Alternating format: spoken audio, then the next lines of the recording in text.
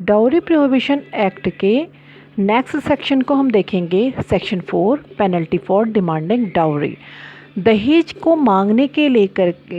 को लेकर के जो पनिशमेंट की इसमें व्यवस्था की गई है, इसमें बताया गया है कि ब्राइड एंड ब्राइडग्रूम के रिलेटिव्स, गार्जियन और अदर्स द्वारा जो भी डिमांड डाउरी की जाती है shall be punishable with imprisonment of not less than 6 months and may extend to 2 years। इसको कितने मिनिमम 6 माह से लेकर के मैक्सिमम 2 साल तक के कारावास की इसमें व्यवस्था की गई है एंड 10,000 रुपीज़ इसमें अर्थदंड की भी व्यवस्था की गई है। Because demanding dowry is a criminal offence, क्योंकि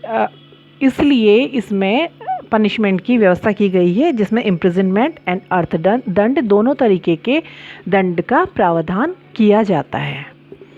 डिमांड ऑफ डाउरी शादी से पहले चाहे शादी के बाद किसी भी समय में अगर डिमांड की जाती है वो पनिशेबल होगी अंडर सेक्शन 4, और जिसमें आपको बताया गया है कि कितने 6 माह से 2 साल और 10,000 रुपये अर्थदंड की व्यवस्था इसमें की गई है। नेक्स्ट सेक्शन हम देखते हैं, सेक्शन 4A, जिसमें विज्ञापनों के प्रसार पर पाबंदी की व्यवस्था की गई है। इसमें अगर किसी भी तरीके का एडवर्टीज़मेंट किया जाता है उसे बैन किया गया है, और अगर किया जाता है तो वो पनिशेबल बताया गया है कि कोई भी ऐसा एडवर्टीज़मेंट, चाहे वो किसी समाचार पत्र के माध्यम से दिया जाए या किसी अन्य तरीके से इसको फैलाया जाए कि अगर कोई विवाह किया जाता है तो चाहे अंशदान के तौर पे, चाहे धन के तौर पे, किसी भी तरीके का अगर डाउरी को लेकर के कोई एडवर्टीज़मेंट किया जाता है तो वो पनिशेबल होगा। ये हमको कौन सा सेक्शन बताता है? Section 4A। इसमें बताया गया है कि कितना इम्प्रिजनमेंट बताया गया है, इसमें नॉट लेस देन 6 मंथ, लेकिन इनकी कंडीशन पर इन कंडीशन पर इनको 5 ईयर तक का बढ़ाया जाता है कि जो भी कंडीशन इन पे इम्पोज हो रही हैं उनको देखते हुए ये लेस देन 6 मंथ नहीं, ये 6 महीने से कम नहीं होगा, और मैक्सिमम इसको 5 साल तक के लिए कारावासित किया जा सकेगा, और इसमें 15,000 रुपये अर्थदंड का प्रावधान ये अधिनियम करता है। सेक्शन 5, जो हमें बताता है कि जो भी कोई भी एग्रीमेंट अगर किया जाता है डाउरी को लेकर के, इसको लेने देने को लेकर के कोई भी एग्रीमेंट किया जाता है, शैल बी वॉइड, उसको किसी भी तरीके का इसकी लीगल वैल्यू नहीं होगी, क्योंकि दहेज लेने और देने को लेकर कोई भी करार जो होंगे वो हर प्रकार से व्यर्थ होंगे, क्योंकि ये एक क्राइम है और क्राइम के लिए कोई भी एग्रीमेंट, उसकी कोई वैल्यू नहीं होती है। नेक्स्ट सेक्शन है section 6, dowry to be for the benefit of a wife और हर हायर्स। इसमें है अगर किसी दहेज पत्नी या उसके उत्तराधिकारियों के लाभ के लिए दिया गया है,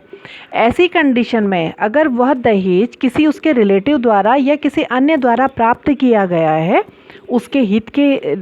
बिहाफ में जो प्राप्त किया गया है, तो उसे ऐसा जो डाउरी है, जो दहेज है, या जो कुछ भी उसे प्राप्त हुआ है, इसमें वैल्यूएबल जो भी प्रॉपर्टी उसे प्राप्त हुई है,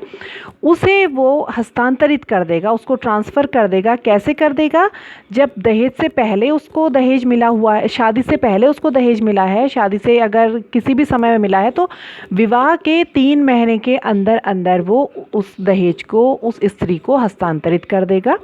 और अगर वो शादी के समय या शादी के बाद प्राप्त हुआ है ऐसा दहेज, तो उसको प्राप्ति के डेट के, जो भी उसको जिस भी डेट को उसने रिसीव किया है, लिया है, उससे विदिन 3 मंथ वो उस स्त्री को ट्रांसफ़र कर देगा ऐसे डाउरी को। और अगर ऐसा दहेज जो अगर लेते समय स्त्री माइनर है, माइनर होने में उसकी एज, जब वो मेजॉरिटी की एज 18 क्रॉस करेगी, इसकी एज के 3 मंथ के अंदर ऐसे बेनिफिट को उस